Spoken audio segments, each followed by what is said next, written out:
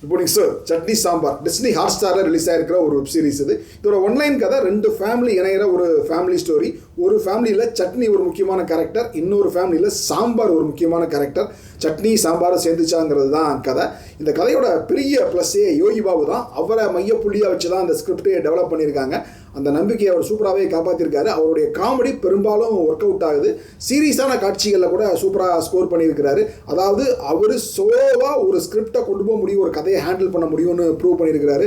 இன்னும் எத்தனை நாளைக்கு தான் வடிவேல் இல்லை, விவேக் இல்லை, சந்தானம் இல்லை, அதனால் யோகி பாபு காட்டில் மழை அப்படின்னு சொல்ல முடியும்னு தெரில. அவர்கிட்ட ஸ்டஃப் இருக்குன்னு ஒத்துக்கிட்டு தான் ஆகணும். இன்னொன்று, அவர் கேரக்டர் எழுதப்பட்ட விதம், அதாவது அவரை பாடி ஷேமிங் பண்ணி அதனால் ஒரு சிம்பத்தி கிரியேட் பண்ணி அந்த மாதிரி எமோஷனல் காட்சிகள்லாம் கிடையாது. இன்ஃபேக்ட் அவரை அவமானப்படுத்துகிற மாதிரி காட்சிகள்லாம் வரும். அந்த மாதிரி காட்சிகளில் கூட அவர் கெத்தாக தான் அதை டீல் பண்ணியிருப்பார். ஸோ அந்த மாதிரி அவர் கேரக்டரை டிசைன் பண்ணியிருந்ததே நல்லா இருந்துச்சு. அடுத்து எல்லா ராதாமோகன் படங்களில் வர மாதிரி இதில் வில்லன் யாரும் தனியாக இருக்க மாட்டாங்க. சந்தர்ப்ப சூழ்நிலை தான் வில்லன். எல்லாருமே நல்லவங்களாக தான் இருப்பாங்க. அந்தந்த சுச்சுவேஷனில் சில பேர் வில்லனாக நடந்துக்க வேண்டியது இருக்கும். அப்படி தான் எல்லா கேரக்டரையும் டிசைன் பண்ணியிருந்தாங்க. அதுவே ரொம்ப ப்ளீஸிங்காக இருந்துச்சு. விஷுவலி பார்க்கறதுக்கு பயங்கர குழுகுலுன்னு இருந்துச்சு. ஏன்னா ஊட்டியை சூப்பராக காட்சிப்படுத்தியிருந்தாங்க. ஸோ விஷுவலி கூட பயங்கர ஒரு ப்ளீஸிங்கான ட்ராமா தான் இது. இதை தாண்டி கேரக்டர்ஸ் வாணி போஜன், சார்லி, குமாரவேல், நிதின் சத்யா, இவங்க எல்லாருக்கும் இப்போ சேலஞ்சிங்கான ரோல்லாம் கிடையாது. இருந்தாலும் அவங்க பெர்ஃபார்மன்ஸ் எல்லாமே ஒரு வேல்யூ அடிஷன் தான். சர்ப்ரைசிங்லி நிதின் சத்யா காமெடி நல்லா பண்ணியிருந்தார். ஒரு காட்சி, அவர் கேரக்டர் பார்த்தீங்கன்னா ரொம்ப பொண்டாட்டிக்கு பயந்து ஓடுற மாதிரி ஒரு கேரக்டர். அவர் ஊட்டியில் இருப்பார்.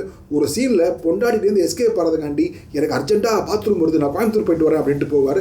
இந்த மாதிரி சில குபீர் சிரிப்புகள்லாம் அங்கங்கே ஒர்க் அவுட் ஆச்சு.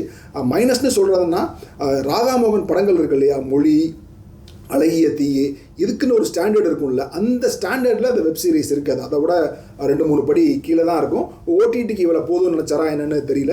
ஏன்னா நிறைய அன்வான்ட் கேரக்டர்ஸ், தேவையில்லாத சீன்ஸ் இருக்கும். அங்கங்கே சில விஷயங்கள் போர்லாம் அடிக்கும். இருந்தாலும் ஃபினிஷிங்கில் எல்லாத்தையும் மேக்கப் பண்ணி ஒரு ஃபீல் குட்டாக முடிச்சிருப்பாங்க. ஓவராலாக இது ஆகா ஓகுன்னு விழுந்து சிரித்து பார்க்குற ஒரு வெப் சீரிஸ்லாம் கிடையாது.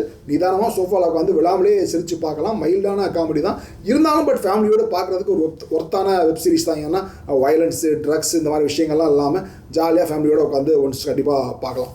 பாய்.